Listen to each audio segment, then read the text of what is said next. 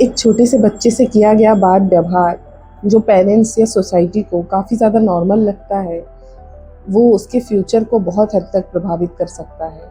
उसके फ्यूचर का trauma, fear और एंग्ज़ायटी बन सकता है।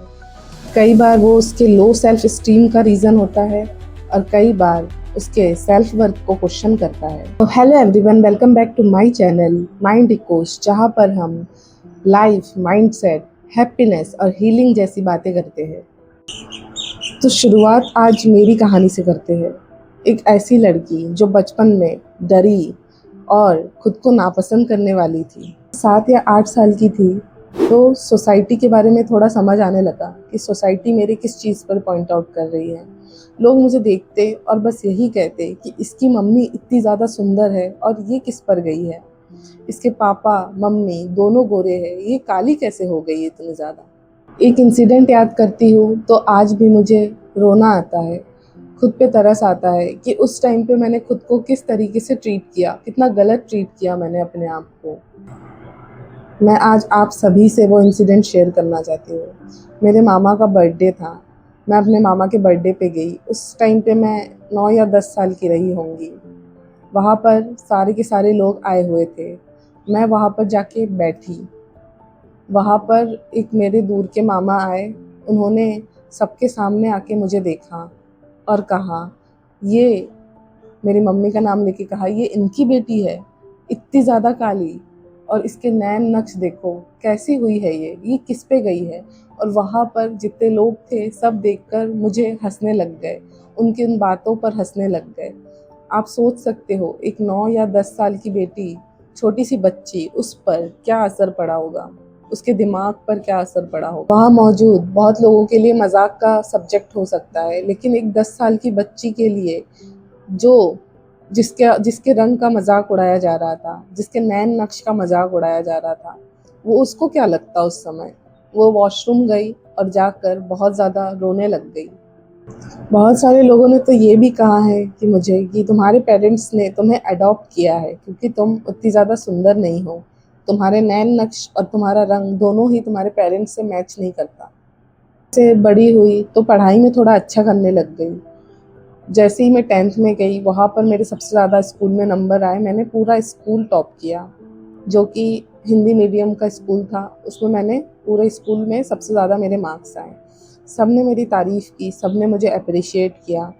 सब कुछ छोड़ छाड़ के मैं पढ़ाई में लग गई, क्योंकि मुझे ऐसा लगने लग गया कि मुझे सोसाइटी से प्यार और एप्रिसिएशन या फिर वैलिडिटी तभी मिल सकती है जब मैं पढ़ाई में अच्छा करूं। क्योंकि जैसे ही मैं पढ़ाई में अच्छा कर रही थी, सोसाइटी मेरे को अप्रिशिएट कर रही थी।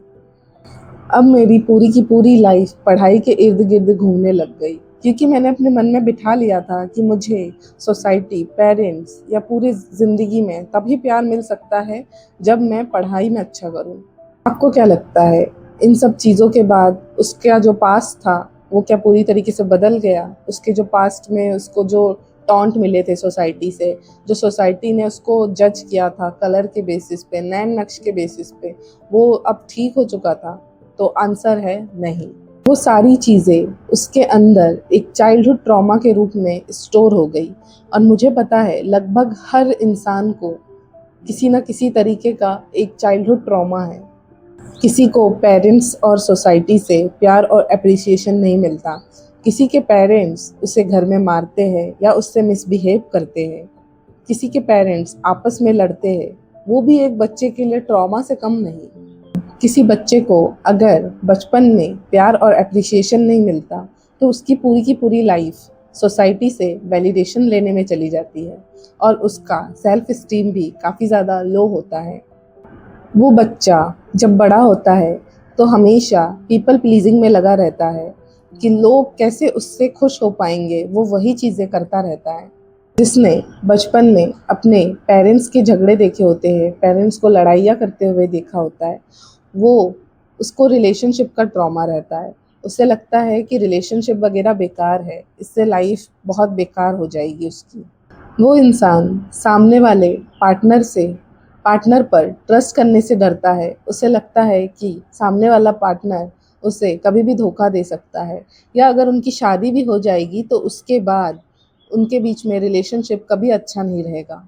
जिसके पेरेंट्स उसे बचपन में मारते पीटते या फिर मिसबिहेव करते हैं, उसके अंदर एक गिल्ट, शेम वाली फीलिंग रहती है और वो हमेशा फ़ियर और एंग्ज़ायटी में रहता है, जिसे सोसाइटी या पेरेंट्स ने उसके लुक के बेसिस पे जज किया होता है कि ये दिखने में ऐसा है। उसको उसमें हमेशा कॉन्फिडेंस की कमी रहती है और हमेशा वो भीड़ में जाने से डरता रहता है कि लोग उसे हमेशा जज करने लगेंगे। तो ये सारे चाइल्डहुड ट्रॉमास है जो आपके अंदर हमेशा बने रहते हैं जब तक इसको हील ना किया जाए। और जब भी किसी मौके पर ये ट्रिगर होते हैं ना, तो आपके अंदर से नेगेटिव एनर्जी वाइब्रेट होती है। उसके बाद आप अगर कोई चीज़ को अट्रैक्ट करना चाहे, आप हमेशा पॉजिटिव रहना चाहे, तब भी आप नेगेटिव ही हो जाते हो। तो इससे ओवरकम कैसे किया जा सकता है, ये सब हम आने वाली वीडियो में एक-एक करके देखेंगे। तब तक के लिए अगर आपको वीडियो अच्छी लगी तो प्लीज़ लाइक, शेयर और सब्सक्राइब कीजिए। Thank you so much.